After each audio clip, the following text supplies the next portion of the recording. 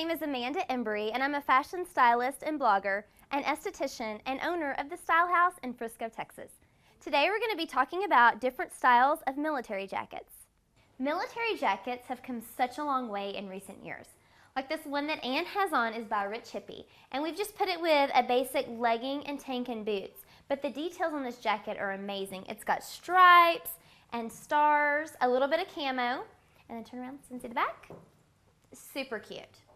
Now Monica's military jacket is different because it has more of an Aztec feel to it. It's by a brand called Nameless, and we just put it with cutoffs and a tank because in this case truly the jacket is the outfit.